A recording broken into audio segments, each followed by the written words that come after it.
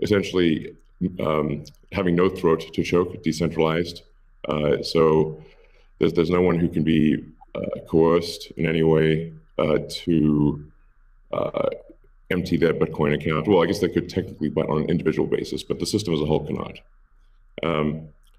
And it has an open ledger, which is also quite good. But transaction volume is low. Transaction cost is high, and usability for the average person is not yet very good. But it has a lot of potential. And I should say that, like, I'm not, and I apologize for taking a long time, but there certainly is a lot to say. In general, I'm a supporter of Bitcoin and the idea of cryptocurrency in general. But as I've said publicly, we do need to watch out for crypto taking, especially Bitcoin, using proof of work to maybe use energy that's maybe a bit too much and not necessarily good for the environment. So, but on balance, I support Bitcoin, and I'm not an investor. The only publicly traded stock I own is Tesla, and the only significant thing I own outside of Tesla is my SpaceX stock that helped create both companies. So, but apart from that, I do own Bitcoin, and Tesla owns Bitcoin, SpaceX owns Bitcoin, and I do personally own a bit of Ethereum and Dogecoin, of course. So. Okay, great, thank you. And we'll get into some of those issues in more depth as well. Jack, how about you? What shaped your views of Bitcoin? The network and the community. It's deeply principled. It's weird as hell. It's always evolving, and it just reminded me of the internet when I was a kid. And I encountered alt cypherpunks when I was fairly young, and this was a topic of discussion for years. I didn't touch it until 2008 when we started Square.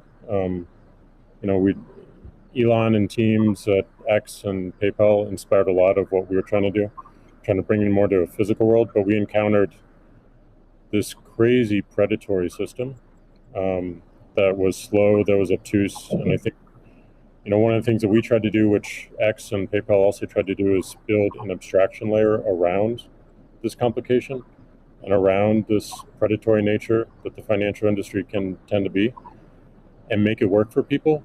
But when I saw Bitcoin in 2009, you see a chance to replace the whole foundation.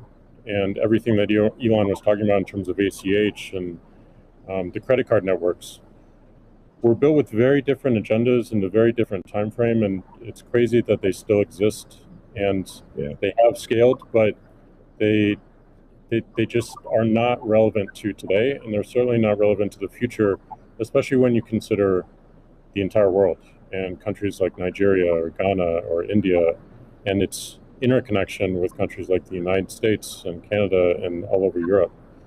So what really drove my thinking and drives my passion around it is, like, if the internet gets a chance to get a native currency, what will that be? And to me, it's Bitcoin because of those principles, because of that creation story, because of its resilience, because of the number of tests it's been.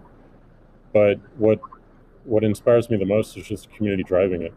It just reminds me of the early internet. It's the only reason that I have a career, because I learned so much from people like who are building Bitcoin today, and I continue to learn in that sense, and I'm so grateful for it.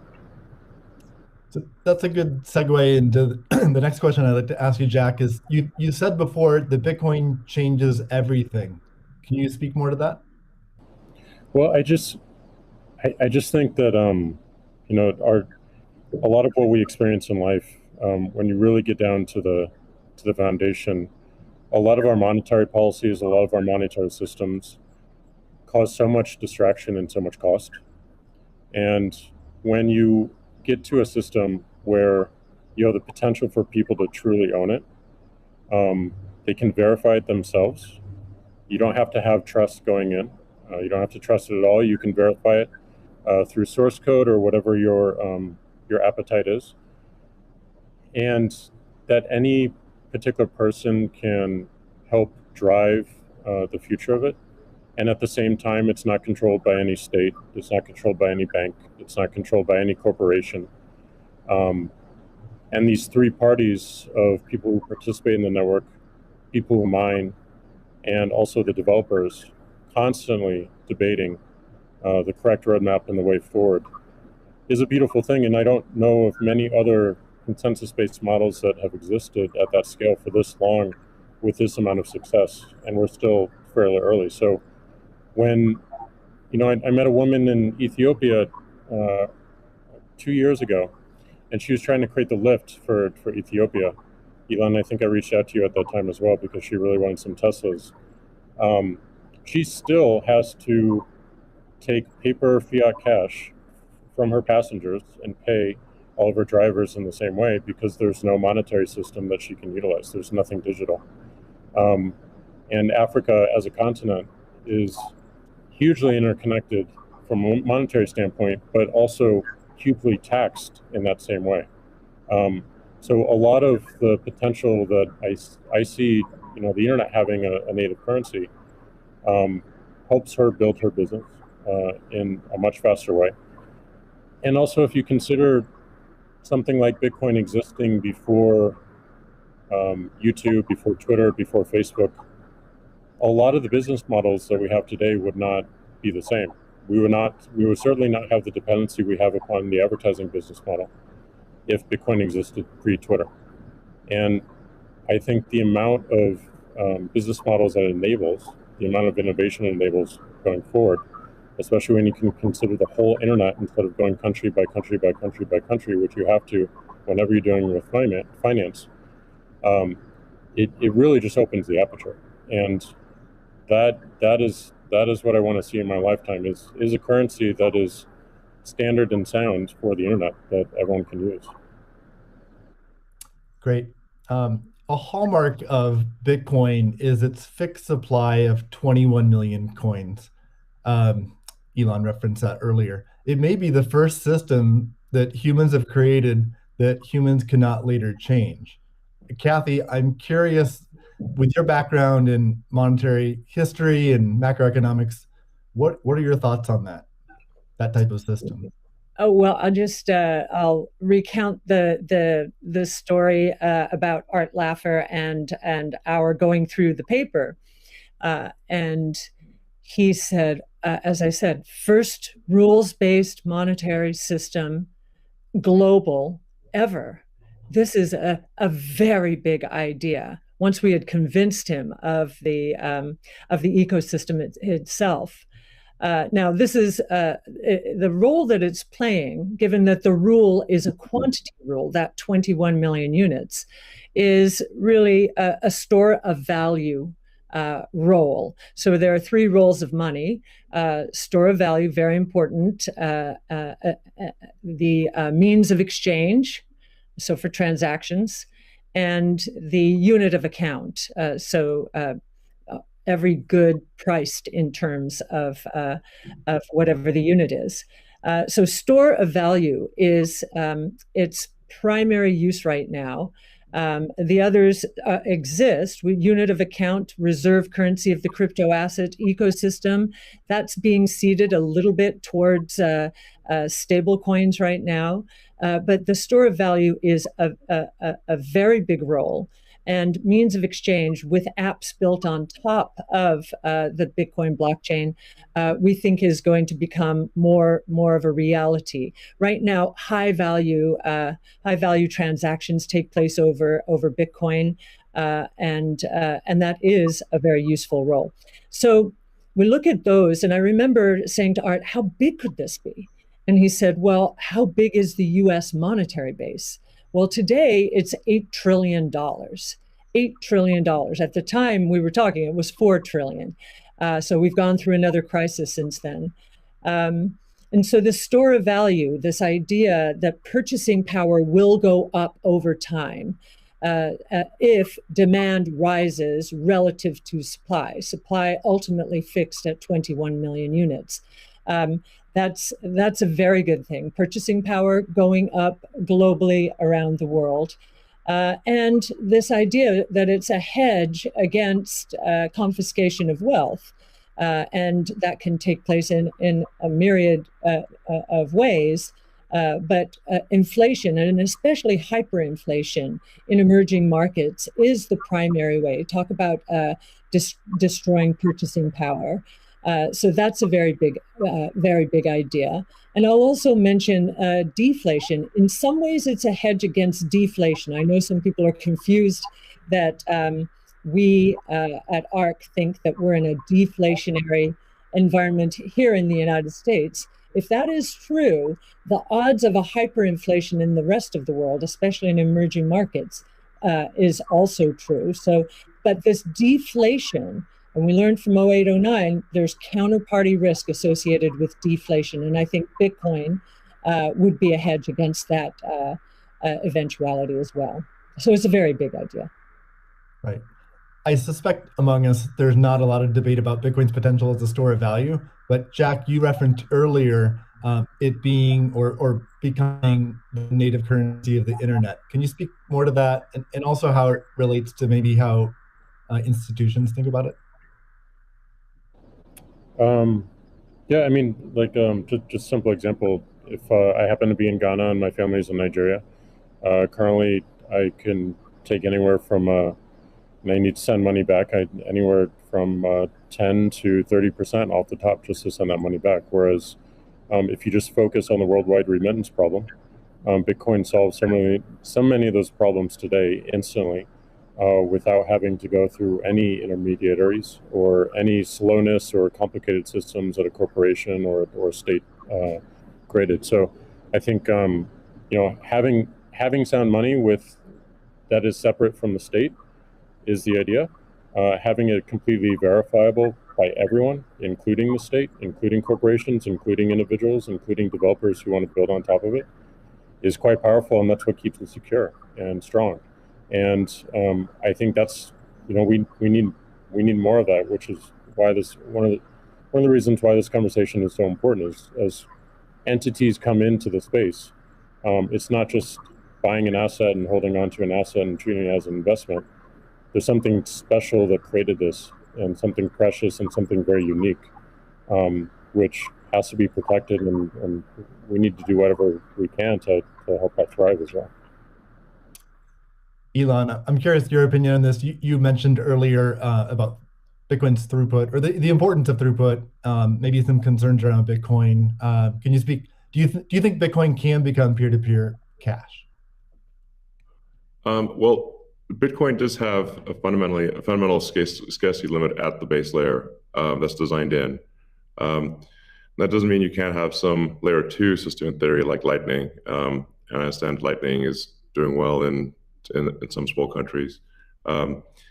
There's some question mark as to whether you need a money transmitter license. Just a debate as to whether that's needed, given that it is not open ledger. So that's a whole separate debate, of course. But Bitcoin by itself simply cannot scale to be the monetary system for the world at base layer. But with a second layer, this is possible depending upon how that second layer is implemented. That's part of why I think there may be some merit to something that may seem silly, like Ethereum, like Dogecoin. I think Ethereum also, like I said, the three things I own outside of SpaceX and Tesla, and obviously it's a Neuralink and Boring Company, but of any significance are Bitcoin by far, and then some Ethereum and some Doge. So if the price of Bitcoin goes down, I lose money. I'm not sort of I might pump, but I don't dump. It's not a case of I definitely do not believe in getting the price high and selling or anything like that. And I would like to see Bitcoin succeed. I think there's some merit to this is not a slam on Bitcoin. There's some merit to considering something that has higher max transaction rates and a lower transaction cost, and kind of seeing how far you could take a single layer network where the exchanges act as a de facto second layer. I think you can probably take that further than people realize. And as bandwidth increases over time, latency decreases. SpaceX's Starlink is actually playing a role in this. And I think long-term, people will probably have access to worldwide access to gigabit level connectivity at low latency. And so at low cost. And so then, your base layer could do a lot of transactions if you take that into account.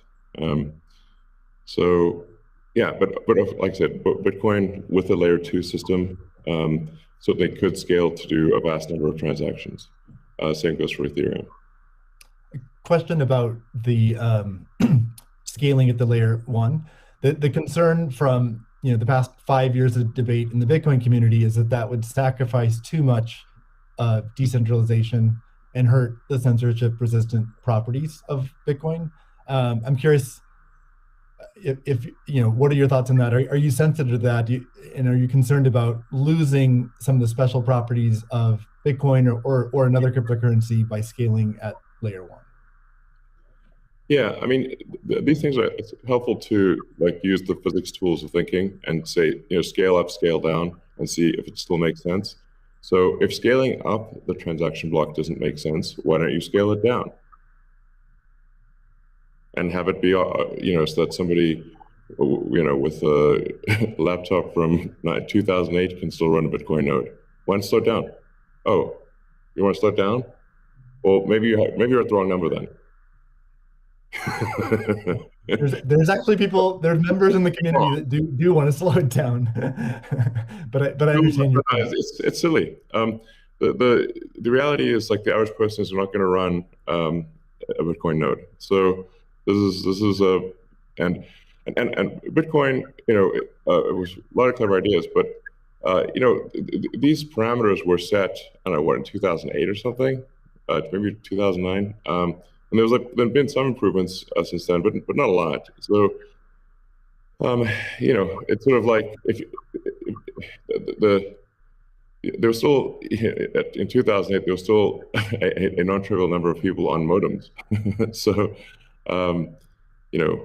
now it is quite common to get 100 megabit connection just for a house. Some houses have gigabit connections. So, and that trend is obviously in the direction of higher bandwidth and lower latency. And if somebody else doesn't do it, Starlink certainly will. So I have high confidence that you will be able to maintain a decentralized finance system while still having a much bigger blockchain, aka ASCII text ledger, a hash ledger. You can make the hash ledger bigger without suffering from decentralization as the average connectivity improves, obviously. One idea would be to to put a Bitcoin full node in Starlink terminals.